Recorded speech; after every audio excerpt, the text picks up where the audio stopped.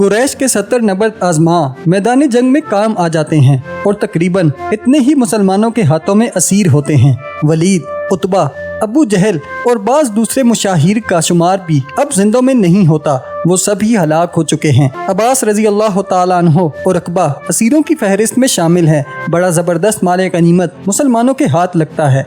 उनकी तरफ भी 40 मोमिनों ने जाम शहादत नोश फरमाया है। जंग ने साबित कर दिया है कि अहले इस्लाम का दावा हक परस्ती सच्चा है। अली रजी अल्लाह तआला अन्हो ने, जिनकी उम्र इस वक्त 19 साल है, बहादुरी का वो सबूत दिया है कि बाज़ लोग उन्हें जंग के देवता मरीख का उतार समझने लगे हैं। उन्होंने अपने हाथ से एक छोड़ 7 कुफार को हलाक किया है और हज़रत सल्लल्लाहु अलैहि वसल्लम ने तय फरमा लिया है कि इसके इनाम में आप अपनी सबसे अजीज़ बेटी नेक बातन फातिमा रज़ी अल्लाह तआला अन्हो को उनके निकाह में दे देंगे।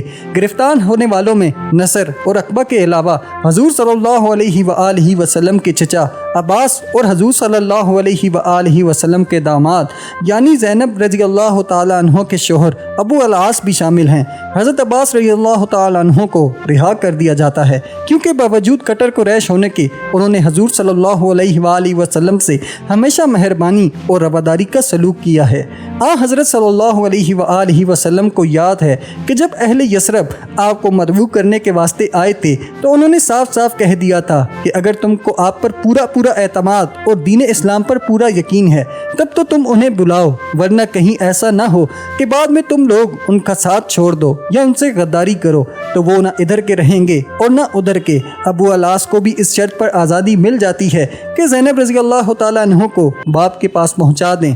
नज़र और अकबा, जिन्होंने हजूर सल्लल्लाहु अलैहि वसल्लम की इज़्ज़त रसानी और बदनामी में कोई कसर उठा न रखी थी और अब भी उनसे उम्मीद न थी कि अपनी हरकतों से बाज आ जाएंगे, बदतरीन सज़ा के मुस्तवजिब करार पाते हैं। लेकिन हजूर सल्लल्लाहु अलैहि वसल्लम बेइंतहा नरम खो वाक़या हुए हैं और जब नज़र की लड़की को आहुजारी और गिरिया बका करते देखते हैं तो आपकी आंखें पुरनम हो जाती हैं और आपको इस अमर पर बेहद कलक होता है कि उसकी जान बख्शी नहीं कर सकते।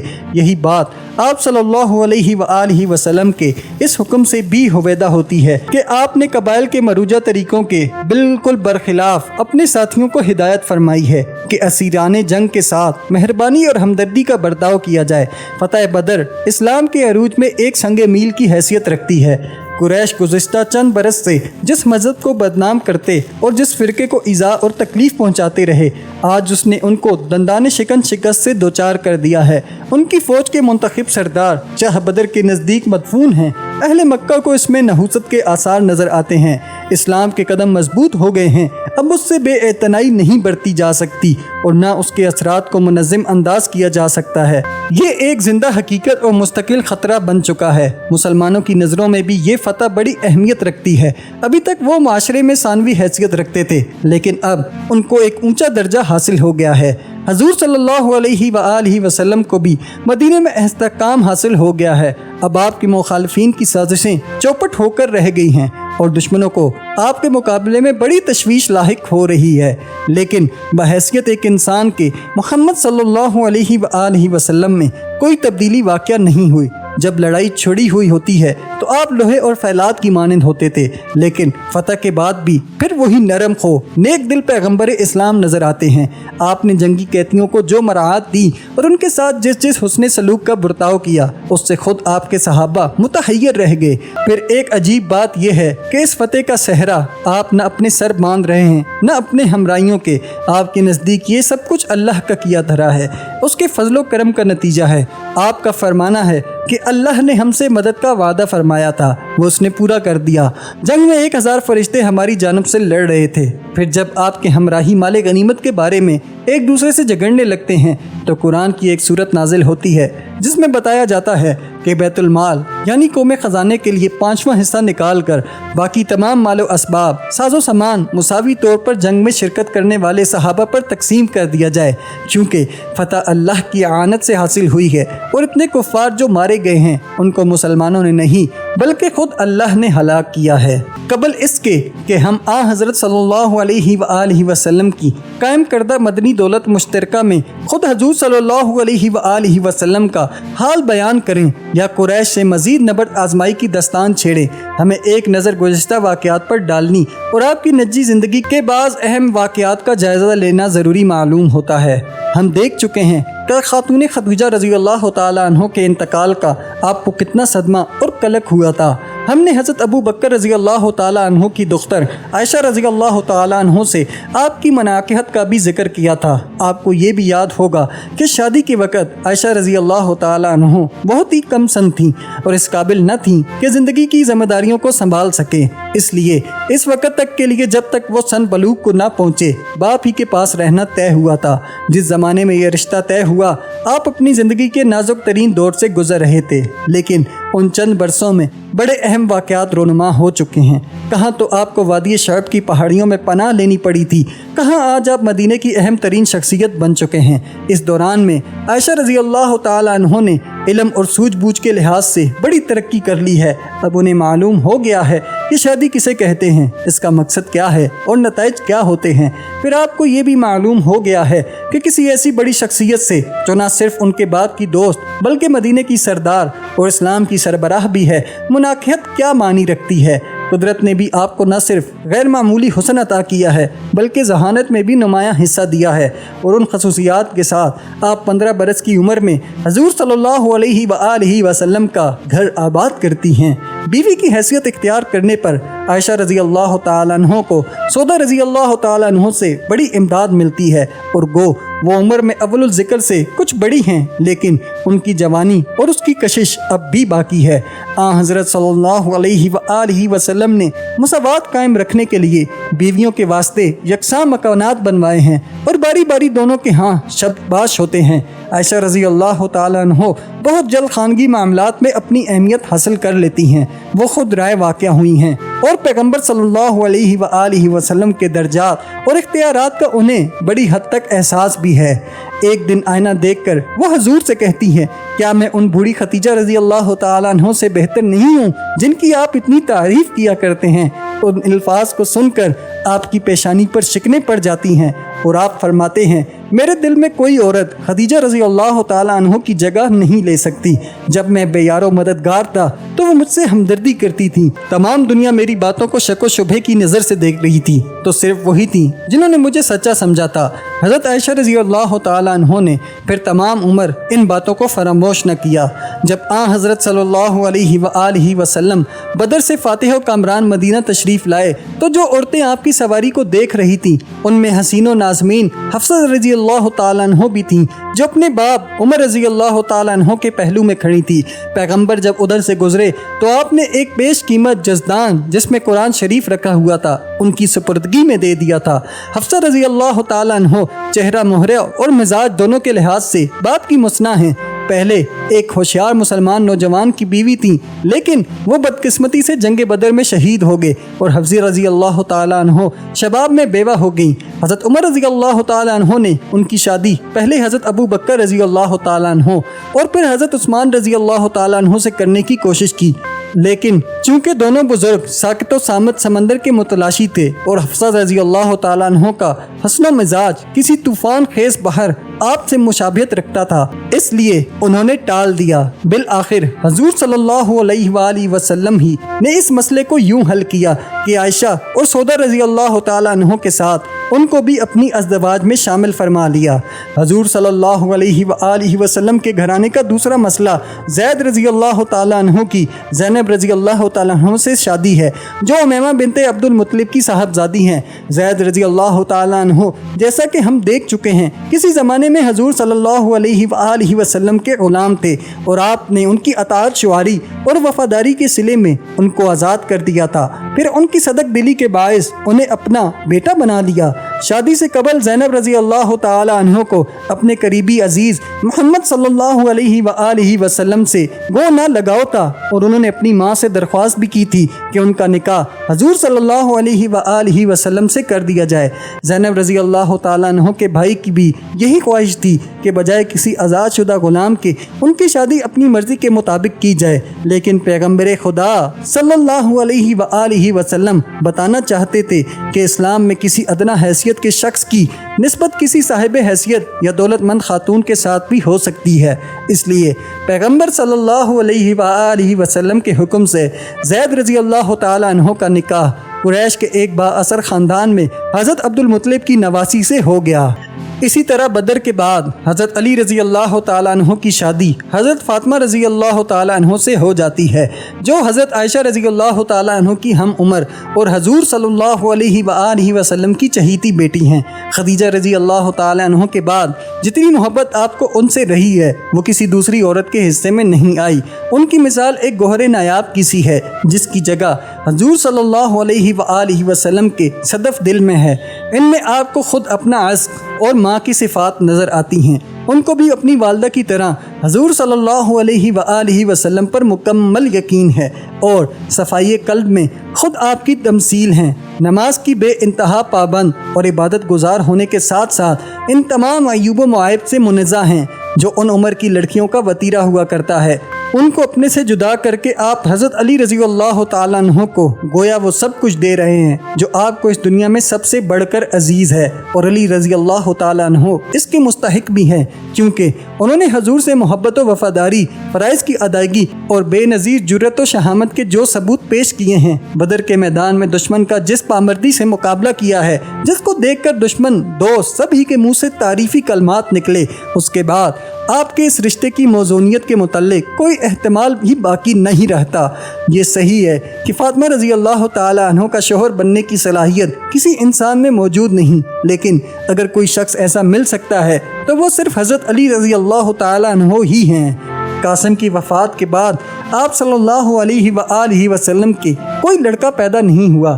زید اور علی دونوں کی آپ ذرناب سمجھتے ہیں، لیکن کوئی متبنا کتنا ہی اچھا کیوں نہ ہو سلبی فرزند کی جگہ نہیں لے سکتا۔ یہ بھی قدرت کا ایک کرشمہ ہے کہ ہر شخص کو زندگی کے کسی نہ کسی لمحے میں یہ خواہش ضرور ہوتی ہے کہ اس کے اپنے گوشت پوش سے بنا ہوا ایک بیٹا ہو جو خود اس کی تمثیل اور اس کی خصوصیات کا آئینہ دار ہو، اور اس کی خواہش میں امیر غریب اتنا والا سب برابر کے شریک ہیں۔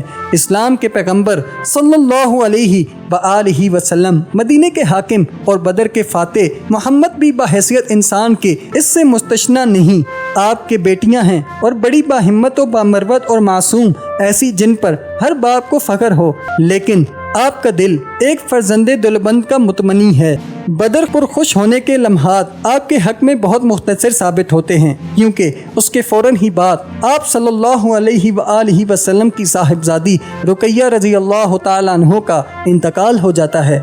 وہ بھی اپنے شوہر حضرت عثمان رضی اللہ تعالیٰ عنہ کے ساتھ ہجرت حبشہ میں شامل تھیں، اور جب حالات میں تغیر واقع ہوا تو دونوں میاں بیوی مدینہ آ کر یہاں مقیم ہو گئے۔ حضور کی خواہش ہے کہ حضرت عثمان رضی اللہ تعالیٰ عنہ سے رشتہ داری برقرار رہے، اس لیے آپ صلی اللہ علیہ وآلہ وسلم اپنی دوسری صاحبزادی یعنی رقیہ رضی اللہ تعالیٰ عنہ کی چھوٹی ہمشیرہ کی شادی ان سے کر دیتے ہیں۔ اس مناقحت کے وقت کوئی خاص اہتمام نہیں کیا جاتا، کیونکہ رقیہ رضی اللہ تعالیٰ عنہ کے انتقال پر حضور صلی اللہ علیہ وآلہ وسلم اور حضرت عثمان رضی اللہ تعالیٰ عنہ دونوں ہی غمزدہ ہیں۔ اب ہجرت کا تیسرا سال ہے۔ مسلمانوں کی ایک مختصر سی جماعت کو بدر کے مقام پر قریش کے علم سرنگوں کیے ہوئے 12 مہینے گزر چکے ہیں۔ اسیران جنگ زیادہ تر فدیے دے کر گھروں کو واپس جا چکے ہیں۔ جو لوگ صاحب اطاعت تھے انہیں 4000 درہم کی ادائیگی پر آزادی مل گئی ہے، لیکن جو اس قابل نہیں انہیں مفت ہی چھوڑ دیا گیا ہے۔ چند لوگ لکھ پڑھ سکتے ہیں، اس شرط پر آزاد کر دیے گئے ہیں کہ ہر شخص 10 مسلمان بچوں کو نوش خوان سکھا دے۔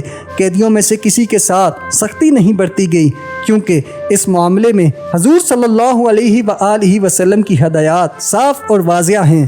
مکہ واپس پہنچ کر ان لوگوں نے اس بات کی شہادت دی ہے کہ محمد صلی اللہ علیہ وآلہ وسلم اور مسلمانوں نے ان کے ساتھ بہت عمدہ سلوک کیا، اور بعض تو اس سلسلے میں آپ کے بڑے شکر گزار ہیں اور کہتے ہیں کہ مدینے کے لوگ بڑے شریف النفس ہیں، خود پیدل چلیں اور ہمیں سواریاں دیں، ہمیں گندم کی روٹی کھلائیں اور خود کھجوروں پر گزارا کیا کریں۔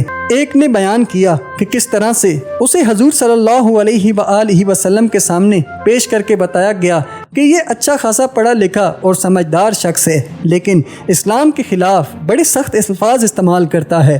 اس کے بعد انہوں نے آپ سے اجازت چاہی کہ اس کے 2 دانت توڑ دیے جائیں تاکہ وہ جب بھی منہ کھولے تو ہر شخص کو علم ہو جائے کہ اسے کس وجہ سے ایسی عبرتناک سزا ملی ہے، لیکن آپ نے نہایت سختی سے جواب دیا کہ اس کو چھوڑ دو۔ آج اگر میں نے اس کا چہرہ بگاڑا تو کل کہیں خدا میرا حلیہ نہ بگاڑ دے۔ لیکن آنے والوں سے یہ سب کچھ سن کر بھی مسلمانوں کے خلاف اہل قریش کے غصہ اور متنفر میں کوئی کمی واقع نہیں ہوئی۔ ایک بے سر و سامان متفرق چھوٹی سی جماعت کے ہاتھوں ان کا شکست کھا جانا قبائل میں سخت بے عزتی اور ننگو آر کا باعث بن رہا ہے، اور اس سے ان کی ناموری اور نیک نامی پر حرف آ گیا ہے۔ کبھی وہم و گمان بھی نہ ہو سکتا تھا کہ ان کی یوں مٹی پلید ہوگی۔ وقت گزرنے کے ساتھ ساتھ انتقام کا جذبہ تیز ہوتا جا رہا ہے، دل کھول رہے ہیں، آگ سلگ رہی ہے۔ ابو سفیان کی بیوی اپنے باپ عتبہ کا انتقام لینے کا دن رات انتظار کرتی رہتی ہے، اور اس کا یہ مطالبہ اتنا زور پکڑ جاتا ہے کہ ابو سفیان بنفس نفیس 200 آدمی لے کر مدینہ پر دھاوا کر دیتا ہے۔ لیکن جب پیغمبر صلی اللہ علیہ وآلہ وسلم کی فوج مقابلے پر آتی ہے تو ہمتیں جواب دے جاتی ہیں، تو وہ اپنے کھانے پینے کا سامان چھوڑ چھاڑ کر مکہ کی طرف نوک دم بھاگ جاتے ہیں۔ اس لیے اس کو غزوہ سوئگ یعنی ستروں کی جنگ کہتے ہیں۔ اس سے فائدہ تو کچھ نہ ہوا، البتہ بدنامی کا ایک اور ٹوکرا قریش کے سروں پر رکھ دیا گیا۔ فتح ہو یا شکست، محمد صلی اللہ علیہ وآلہ وسلم دونوں صورتوں میں ہی شریف النفس خوش اخلاق پیغمبر نظر آتے ہیں، جو رفع عام کے کاموں میں منہمک اور تنظیمی امور میں بے لاگ فیصلے صادر فرماتے ہیں۔ بعض یہود جنہوں نے مسلمانوں کو بدنام کرنے میں کوئی کسر نہ اٹھا رکھی تھی اور آپ کے خلاف سنگین قسم کی سازشیں کر رہے تھے، قتل کر دیے گئے ہیں، چند کو جلا وطن کیا جا چکا ہے۔ انہی میں ایک مشہور شاعر کعب بن اشرف بھی ہے۔ مدینے سے نکل کر وہ سیدھا مکہ کا رخ کرتا ہے اور وہاں پہنچ کر چند ہی روز میں ایک معروف شخصیت بن جاتا ہے۔ جلا وطنی نے اس کو محمد صلی اللہ علیہ وآلہ وسلم اور اسلام کا اور بھی سخت مخالف بنا دیا ہے۔ وہ ہجو کی شکل میں اہل اسلام کے خلاف زہر اگلتا، بدر میں مقتول اہل قریش کا مرثیہ پڑھتا اور نظم میں اہل مکہ کو حملہ کرنے اور مدینے کی اینٹ سے اینٹ بجا دینے کی پیشن گوئیاں کرتا پھرتا ہے۔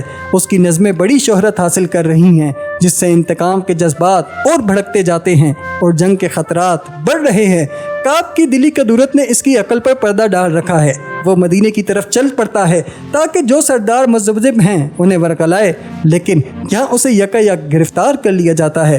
ایسے کھلے ہوئے مجرم کے لیے کسی بڑے مقدمے کی ضرورت نہیں۔ اس نے جلا وطنی کے احکام کے خلاف ورزی کی ہے، اس نے مخالفت کے جذبات کو ہوا دی ہے اور جہاں تک ممکن ہو سکا قریش کو مسلمانوں پر حملے کی شہ دی ہے۔ ایسے شخص کے حق میں ایک ہی فیصلہ ہو سکتا ہے، چنانچہ تلوار اس کے سر کو تن سے جدا کر دیتی ہے۔ لیکن قریش کے ہاں تیاریاں اس سے پہلے ہی مکمل ہو چکی ہیں۔ کعب کی موت تو صرف جنگ چھیڑنے کا بہانہ بن گئی۔ قریش کی فوجوں کا کمانڈر ابو سفیان اپنی حربی قابلیت، سوجھ بوجھ اور سخت کامی کے لیے مشہور ہے۔ اس نے خود اپنا قبیلے کے علاوہ دوسرے پڑوسی قبائل کو بھی جنگ پر آمادہ کر لیا ہے۔ اس طرح وہ 3000 کی ایک جماعت کے ساتھ جو پوری طرح اسلحے سے لیس ہے بدر کا انتقام لینے چل پڑتا ہے۔ اس کے ہمراہ مکے کے بہترین نوجوان ساتھ ہیں، جن میں ابو جہل کا بیٹا اکرمہ اور ولید کا لڑکا خالد بھی شامل ہے۔